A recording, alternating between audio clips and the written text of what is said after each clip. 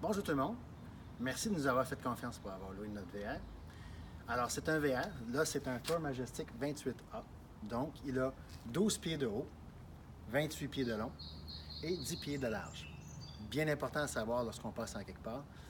Bien important aussi de ne jamais aller dans un service à l'auto, que ce soit au Tim Hortons, au McDonald's ou peu importe où. Parce que c'est sûr qu'il va y avoir un dégât. Donc, bien important de bien regarder les panneaux aussi sur les routes pour la hauteur du véhicule. Alors, pour les clés, il y a 3 clés avec le véhicule.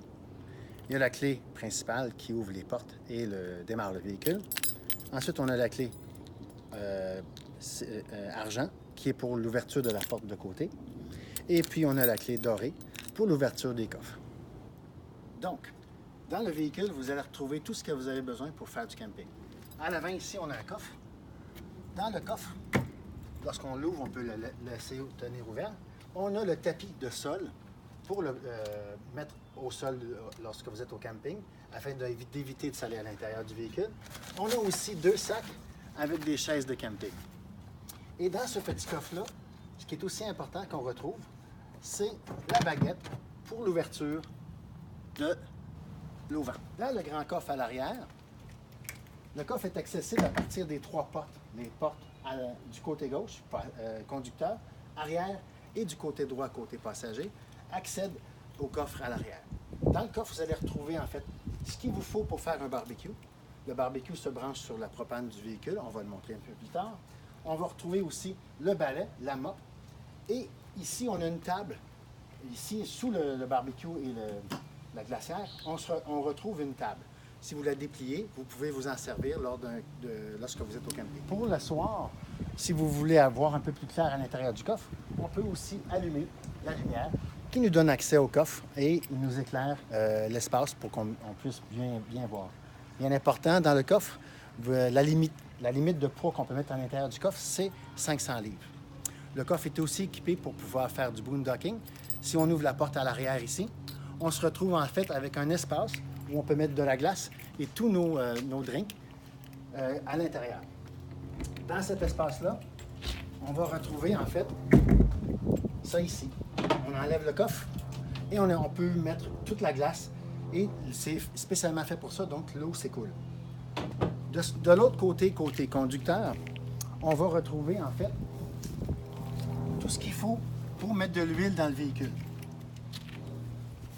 Donc de ce côté-ci, on a un autre coffre. Et dans le coffre, on va retrouver le bidon d'huile et tout ce qu'il nous faut pour mettre de l'huile dans le véhicule. C'est à cet endroit ici du véhicule qu'on retrouve la bonbonne de propane. Le propane, en fait, lorsqu'il vous est livré le véhicule, le propane sera plein. Vous n'êtes pas obligé de le ramener plein. Par contre, c'est possible qu'en cours de route, vous ayez besoin de remplir le propane, tout dépendant de votre utilisation. Et c'est ici que ça se passe lorsque vous vous présentez dans un garage où ils ont la capacité de remplir le propane. Ici, je vous explique qu'en fait, c'est là qu'on va faire brancher le barbecue du VR. Donc, pour le faire, ce qu'on fait, c'est qu'on enlève le barbecue de son socle et on prend le fil. Bien important d'inspecter le fil avant tout. Il faut s'assurer qu'on a la bonbonne qui est ici. On a un bout doré avec une pine et qui a un bout de caoutchouc dessus. Et de l'autre côté, on a un bout argenté. Bien important de toujours brancher le bout argenté qui se met sur le barbecue en premier, car sinon, on va se retrouver avec une fuite de propane lorsqu'on va brancher l'autre bout. Donc, on vient bien visser ça ici à la main. Et ensuite, on se porte à la porte du VR et on ouvre cette portion-là ici. On enlève le bouchon et on vient visser cette portion-là à l'endroit qu'il y a ici. Avant de le faire, on vient fermer la bonbonne de propane en tournant vers la droite et on vient visser cet élément-là. Bien important qu'il soit bien vissé parce que s'il ne l'est pas bien vissé, on va se retrouver avec une fuite de propane à cet endroit-là. Donc, bien s'assurer qu'il est bien serré. À ce moment-là, on peut se servir du barbecue. Le barbecue fonctionne très facilement. On ouvre le barbecue de cette façon-là. Et on peut partir le barbecue seulement en appuyant et en tournant. Et on va entendre le barbecue partir et la flamme qui part. Et voilà, il est parti et on fait pareil de l'autre côté. Pour l'éteindre, on vient peser et on le met à arrêt. Lorsqu'il vient le temps de déconnecter le barbecue, on fait l'opération inverse. Donc, bien important de fermer la bonbonne avant de commencer l'opération. Ensuite, on vient débrancher le tuyau qui se trouve ici. Donc, on vient dévisser ce tuyau-là. Il est possible que lorsqu'on dévisse, on se retrouve avec un petit peu de propane qui coule. C'est tout à fait normal.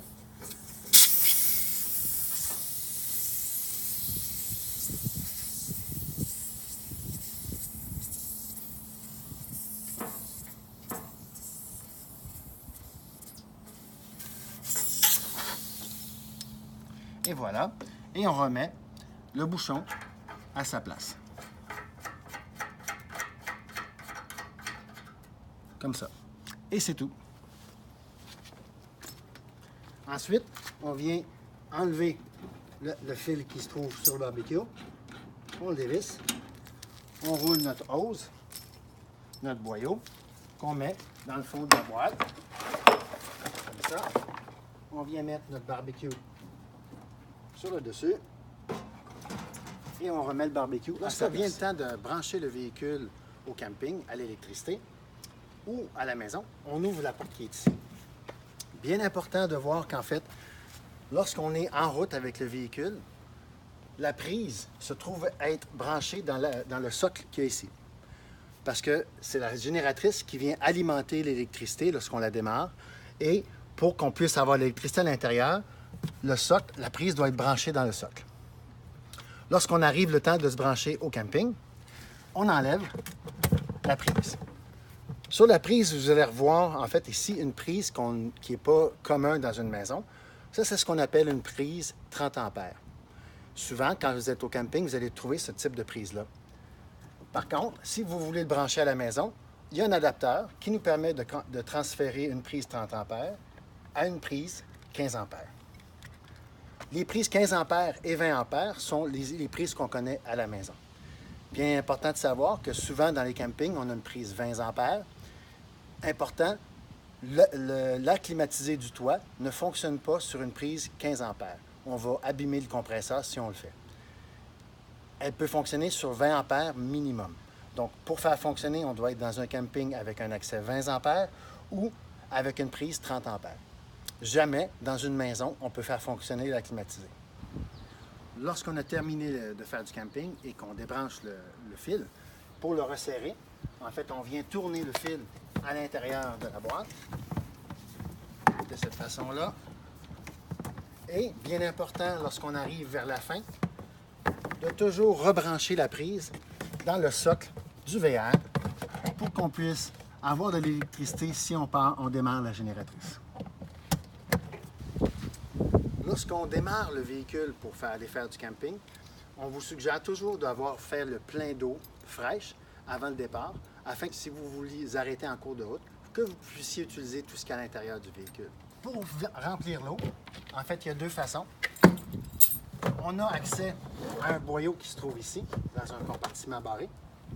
Donc, on le branche en alimentation d'eau. Pour remplir le réservoir du véhicule, on le fait par ce bouchon-là ici. On vient remplir l'eau. Lorsque l'eau sort par le petit trou qui est ici, c'est que le réservoir est plein. Donc, on peut, à ce moment-là, arrêter de remplir, fermer le bouchon et on est prêt à faire la route. Lorsqu'on arrive au camping, souvent, on va avoir un accès à de l'eau. Donc, à ce moment-là, on vient visser ce bout-là au robinet et on vient visser ce bout ici dans le véhicule. Pour ce faire, on vient le visser à cet endroit-là jusqu'à ce qu'il soit bien serré. À ce moment-là, une fois que c'est fait, on ouvre le robinet et on vient fermer la pompe à l'intérieur du véhicule pour pouvoir avoir la pression du robinet qui nous alimente l'eau à l'intérieur du véhicule. L'étape de vidangeage du véhicule. Tout ce qu'il faut pour faire le vidange du véhicule se trouve ici. On a donc un endroit pour accéder au boyau. Pour sortir le boyau, on tire sur le boyau comme ça. On voit ici qu'on a deux valves et on a la trappe. Pour pouvoir faire en fait le vidange du véhicule, on doit prendre ce boyau-là, le mettre autour du boyau et le tourner vers la droite, dans le sens des aiguilles d'une montre. S'assurer qu'il est bien engagé avant de faire l'opération. Une fois que ça c'est fait, vous venez mettre l'autre bout dans le tuyau d'égout et toujours vider les eaux noires. Les eaux noires, c'est la toilette, avant les eaux grises. Donc, pour le faire, on vient tirer sur la manivelle qui se trouve ici à droite, qui est la manivelle noire pour eau noire. Une fois que ça c'est terminé, on n'entend plus d'eau s'écouler, on vient fermer la valve d'eau noire. Ensuite, on vient ouvrir la valve des eaux grises, comme ça.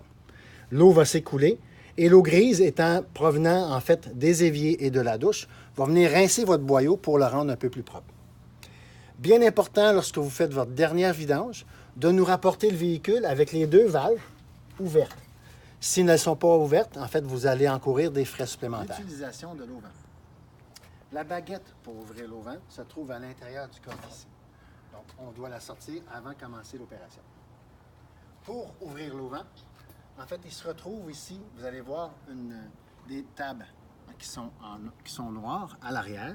Donc, pour les déclencher, on appuie et ça se déclenche.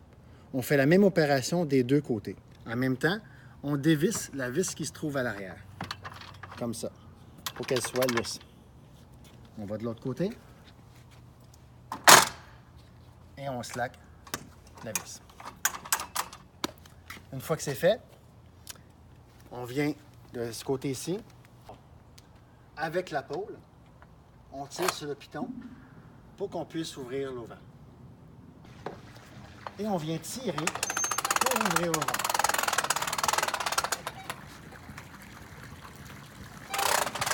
On déroule l'auvent jusqu'au bout, comme ça. On vient prendre le bâton ici, qu'on pousse vers le haut, jusqu'au bout, jusqu'à temps qu'on attende le déclic. Ensuite, on tire sur le bâton et on vient visser la vis ici pour serrer l'auvent. On fait la même chose de l'autre côté. On tape sur le bâton, on l'envoie en haut, on vient tendre la toile et on visse la vis. Une fois que ça c'est fait, on est prêt à lever notre toile. On soulève et on vient, à ce moment-là, la manivelle comme ça, on vient soulever la toile jusqu'à la hauteur désirée. On fait la même chose des deux côtés.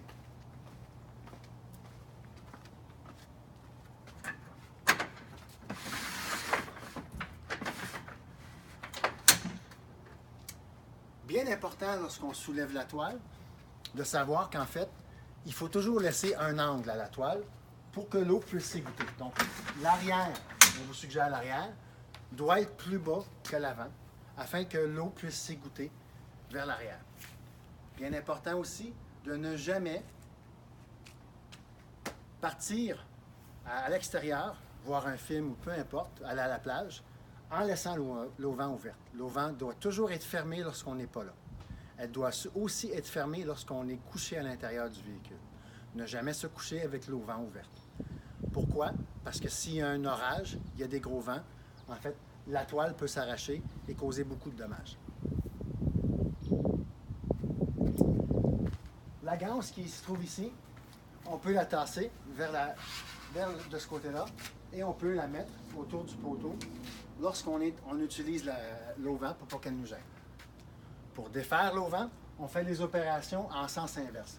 Donc, par exemple, on vient prendre la ganse qui est ici, on vient la mettre un peu plus vers le centre de la toile, pas nécessairement complètement au centre, mais à un endroit où on a accès facilement au poteau. Pour défaire l'auvent, on vient baisser chacun des côtés de la même façon qu'on a fait, qu'on les a levés jusqu'au bout. Une fois que ça c'est fait, prochaine étape, on vient desserrer la vis ici. On vient ensuite pousser sur le bouton qui se trouve ici ou tirer sur le bouton pour qu'on puisse défaire le poteau et l'envoyer jusqu'en bas. On fait pareil des deux côtés.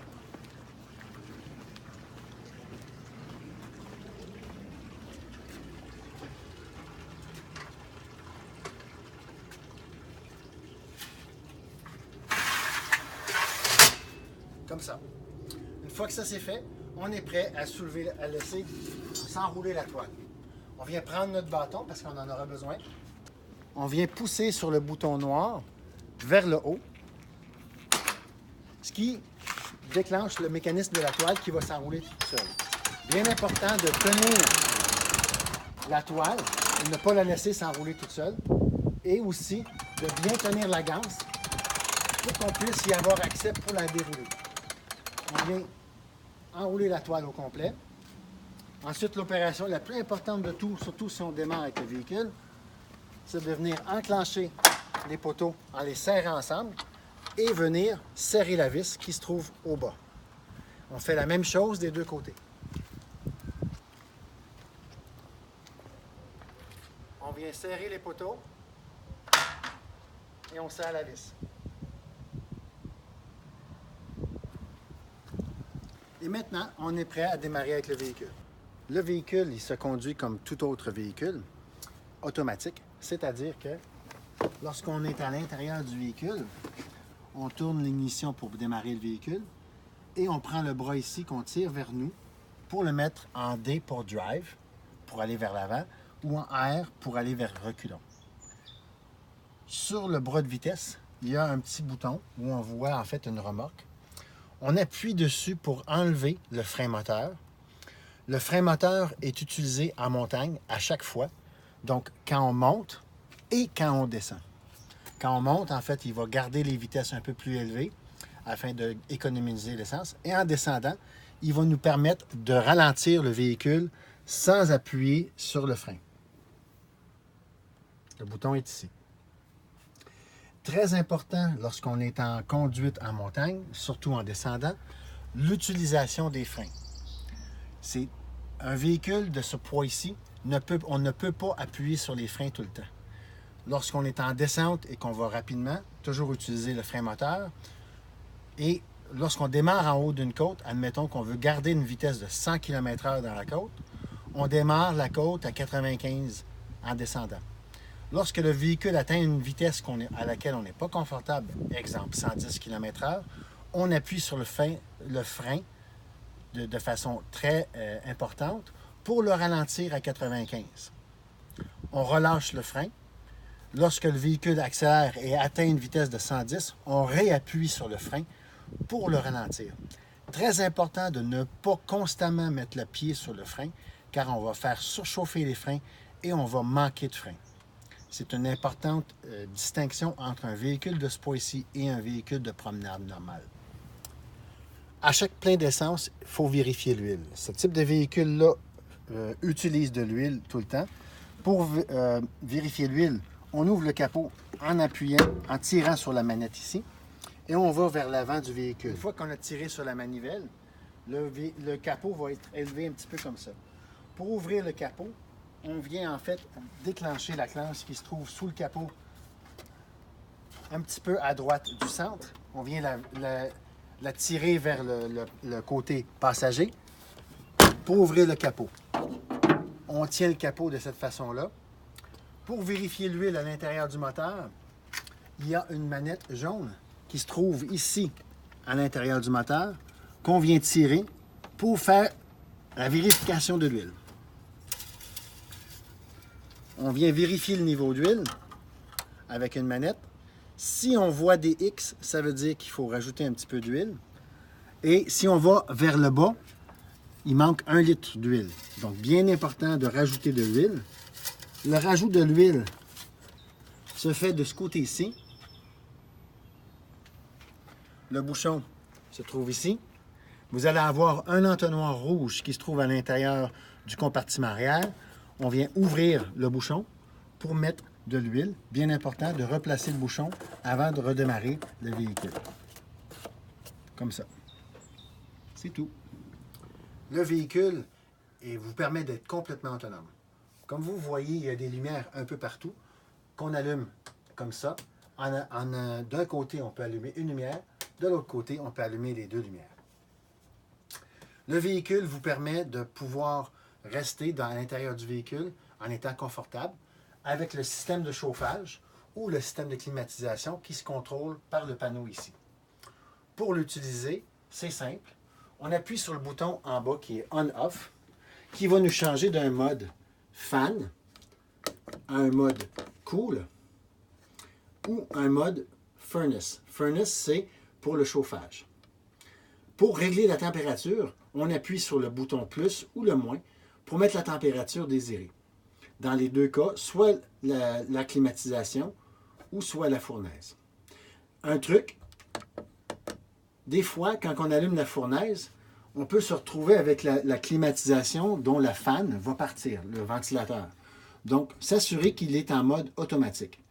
Pour changer de mode, on appuie sur le bouton, il va passer en mode low, il va passer en mode high ou en mode automatique. De cette façon-là.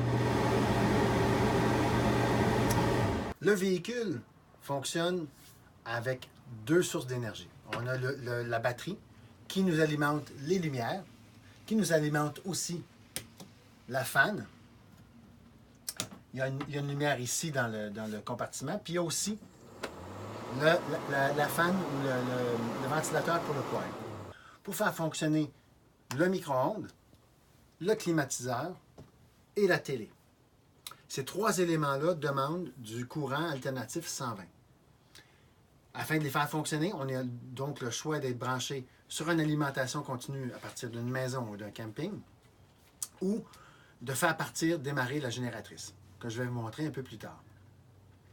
Pour le poêle, ce qu'il faut savoir, c'est qu'en fait, à chaque fois qu'on utilise le poêle fonctionne au propane. Il faut toujours démarrer le ventilateur en premier. Et ensuite, on vient démarrer le poêle. Pour le faire, on met le rond qu'on souhaite démarrer en mode light et on fait tourner le spark qui nous fait démarrer un rond. Et ensuite, on peut démarrer un autre rond de cette façon-là. Et ça démarre le poêle. Vous avez tout ce qu'il vous faut à l'intérieur du véhicule pour faire à manger. Vous avez les plats, les chaudrons. Tout est disponible ici dans ce compartiment-là. Vous avez tout ce que vous avez besoin pour faire. Vous avez toute la vaisselle qui est requise, qui est disponible dans ce compartiment ici. Les verres, la vaisselle, les tasses, etc. Vous avez aussi un grille-pain. Vous avez une bouilloire. Vous avez aussi une cafetière. Lorsqu'on éteint, on met tout à off. Bien important de s'assurer que ces boutons-là sont à off lorsqu'on a terminé l'utilisation du poêle. Sinon, il peut y avoir du propane qui s'infiltre à l'intérieur du véhicule. Bien important, lorsqu'on veut utiliser soit le poêle ou la fournaise, il faut toujours s'assurer que la bonbonne de propane à l'extérieur est ouverte. Le four micro-ondes fonctionne. C'est un four micro-ondes normal comme on le voit à la maison. Vous avez en fait à l'intérieur un compartiment pour couvrir vos aliments pour ne pas faire de dégâts. Et il fonctionne tout à fait normalement. Donc, on a des one-touch cooking pour le popcorn ou des patates. On a aussi donc le timer pour les minutes. Et on appuie sur Start et il fonctionne normalement. Dans le véhicule, on a de la place pour coucher jusqu'à 8 personnes. On peut coucher 2 adultes ou 2 ou 3 enfants en haut. À l'arrière du véhicule, on a aussi un lit queen ou un grand lit où on peut coucher 2 adultes. Sur le divan qui est ici, on peut en faire un lit. Comment on fait? On tire le siège vers le haut et on vient aplatir le divan comme ça. On peut y coucher ici un adulte confortablement ou deux jeunes enfants. Pour le refermer, on fait l'inverse. Donc, on vient tirer sur le haut et pousser vers le bas pour refermer le divan. La table peut aussi faire un lit. Donc, on enlève les coussins qui sont sur la banquette. On enlève ces coussins-là.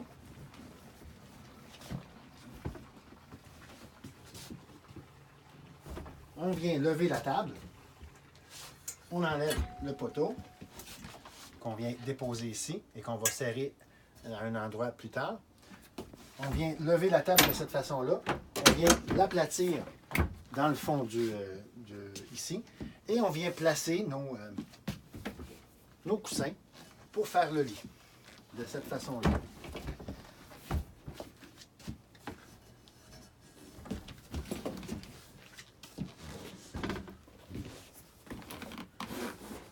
Et voilà, on a maintenant un lit dans lequel on peut dormir. Le poteau, lui, il a un endroit spécifique pour être placé. Ça se trouve à être ici.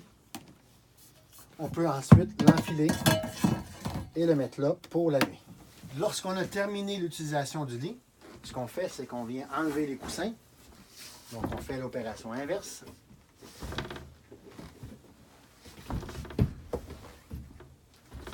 On vient sortir notre poteau.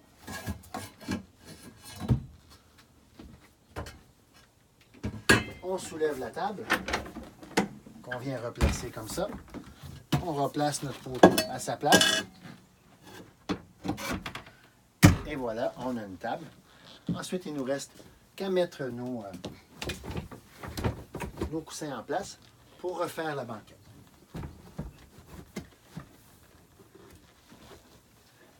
Bien important de savoir que la banquette, l'utilisation des ceintures de sécurité est obligatoire. Lorsqu'on a des enfants ou des sièges d'appoint, les sièges d'appoint doivent être placés ici. On va voir qu'en fait, à ces endroits-là, on a deux clips qui nous permettent d'accrocher les sièges d'enfants de façon sécuritaire. C'est obligatoire de placer les enfants face vers l'avant ou face vers l'arrière selon leur poids. Le téléviseur qui se trouve à l'intérieur du véhicule peut être déplacé pour être regardé de plusieurs endroits, donc du divan, de la banquette, et on peut le fixer ou le tourner ou l'utiliser de cette façon-là. Le téléviseur est muni d'un lecteur DVD intégré. Bien important lorsqu'on veut utiliser le lecteur DVD, c'est qu'en fait, sur la manette ou sur le téléviseur, il y a deux boutons on. Il y a le bouton on pour la télé et il y a le bouton on pour la portion du DVD qui se trouve ici sur la manette. Donc, il faut allumer les deux pour utiliser le lecteur DVD. La télévision est munie d'un câble HDMI. Vous pouvez brancher vos jeux favoris ou autres sources de vidéos à partir de la télé. Ça peut être votre cellulaire ou des choses comme ça. Ici se trouve en fait le panneau de contrôle du véhicule récréatif. On retrouve dans la partie du haut un instrument qui nous permet de vérifier combien il nous reste de gaz propane, comment se fonctionne le niveau de la batterie et les niveaux d'eau fraîche, d'eau noire et d'eau grise. Juste à côté de ça, on se trouve en fait à avoir le bouton pour la pompe. Pour partir la pompe, on appuie sur le bouton. La pompe part pour nous alimenter en eau dans le véhicule. Ici, on retrouve dans la section du bas le chauffe-eau. Pour partir le chauffe-eau, c'est simple. On appuie sur le bouton on. La lumière rouge va s'allumer. Et lorsque la lumière rouge s'est éteinte, c'est-à-dire que le chauffe-eau a commencé à chauffer. Pour l'éteindre, on appuie sur off. Pour le chauffe-eau, ce qu'on vous recommande en fait, c'est lorsque vous êtes en été, de démarrer le chauffe-eau, ne pas le faire fonctionner tout le temps parce que vous allez dépenser beaucoup de propane. Vous le démarrez environ 10 minutes avant de vous servir de la douche ou d'avoir besoin d'eau chaude. Lorsqu'il fait plus froid, donc au printemps ou à l'automne, de le démarrer 30 minutes avant l'utilisation.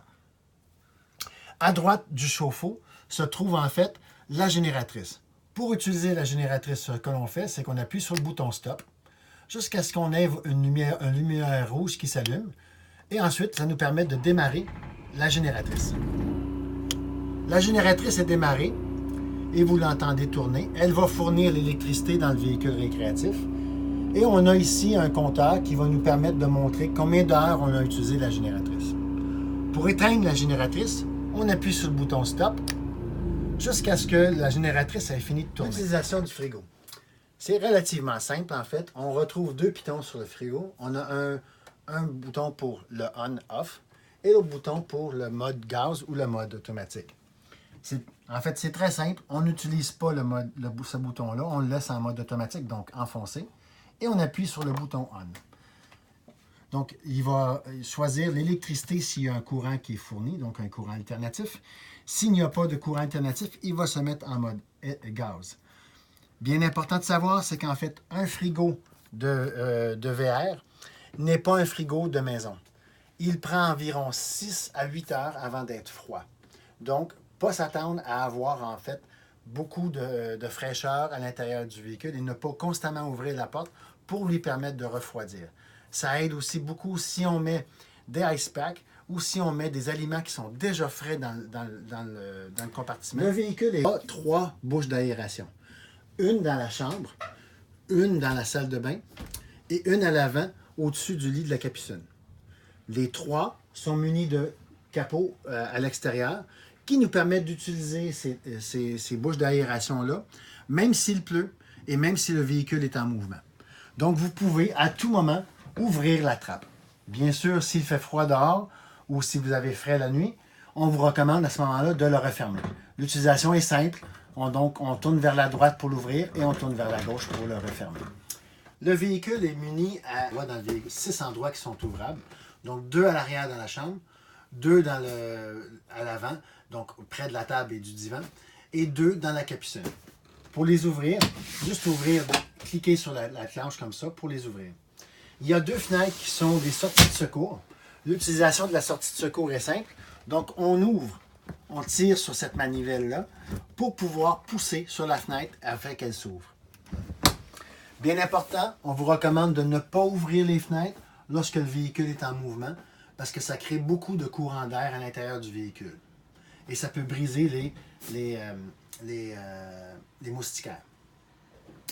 Le véhicule est muni de détecteurs de monoxyde de carbone, détecteurs de fumée et détecteurs de propane qui rend le véhicule sécuritaire.